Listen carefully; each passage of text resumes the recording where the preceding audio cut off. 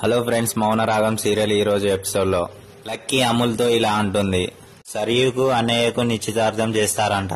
Lucky అన్న మాటలకు Amul shock అవుతుంది. మీ మధ్య పెరిగిన దూరం శాశ్వతంగా దూరం కావడానికి, లేదంటే జీవితాంతం కూలిపోయిన ప్రేమ కోసం ఇద్దరు బాధపడతారు అని లక్కీ అమూల్తో అంటుంది. ఏం మాట్లాడవేంటి వదిన, మీరు తీసుకున్న నిర్ణయాలు మీ జీవితాలపై ఆధారపడి ఉన్నాయి. నువ్వు సరే అంటే మనిద్దరం పోయి అన్నయ్యతో మాట్లాడతాం. లక్కీ అన్న మాటలకి అమూల్ మౌనంగా ఉండిపోతుంది. ప్లీజ్ వదిన, నీ ప్రేమను చంపుకోకు అని లక్కీ అమూల్తో అంటుంది. అన్నయ్య నిన్ను చూడకుండా బ్రతకలేడు, నిన్ను ఎంతగా లవ్ చేశాడో నాకు తెలుసు అని లక్కీ అమూల్తో అంటుంది. అంకిత్ సరియు కార్లో వెళ్తుంటే ఇలా మాట్లాడుకుంటారు. అంకిత్ రెస్టారెంట్ కాడ ఆపు అని సరియు అంటుంది. నీకేం టిఫిన్ అంటే ఇష్టం అంకిత్ అని సరియు అడుగుతుంది. నీకు తెలుసు కదా అమూలు, నాకు దోశ అంటే ఇష్టమని అని సరియుతో అంటాడు. అప్పుడు అంకిత్ అన్న మాటలకి సరియు షాక్ అవుతుంది.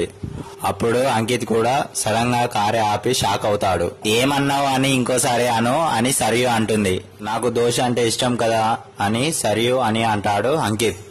ఇప్పుడు నువ్వు మాట్లాడుతున్నావు కాబట్టి అది అబద్ధం, ఇంతకు ముందు నీ మనసు మాట్లాడుతుంది కాబట్టి అది నిజం. ఎందుకు బావా ఇలా చేస్తున్నావు అని సరియు అంకిత్ ని అడుగుతుంది. అంకిత్ కారు బయటికి దిగే అమూల్ ప్రేమను గుర్తు తెచ్చుకుంటూ ఉంటాడు. సరియు అంకిత్ దగ్గరికి వచ్చి ఇలా అంటుంది. మాటల్లో తేలిగ్గా చెప్పద్దు బావా, మర్చిపోలేదని అని సరియు అంకిత్ ని అడుగుతుంది.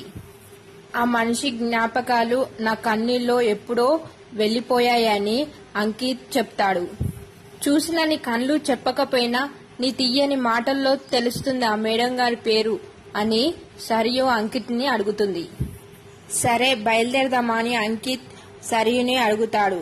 అప్పుడు అంకిత్ వెళ్లి కార్లో కూర్చుంటే సరియు కూడా వచ్చి కార్లో కూర్చొని సరియు అంకిత్ తో ఇలా అంటుంది. నువ్వు కారు మాత్రమే ఆపవు బావా, నా మనసు ఎప్పుడు నీతో ప్రయాణం చేస్తూనే ఉంటుందని సరియు అంకిత్ తో అంటే అంకిత్ మౌనంగా ఉండిపోతాడు.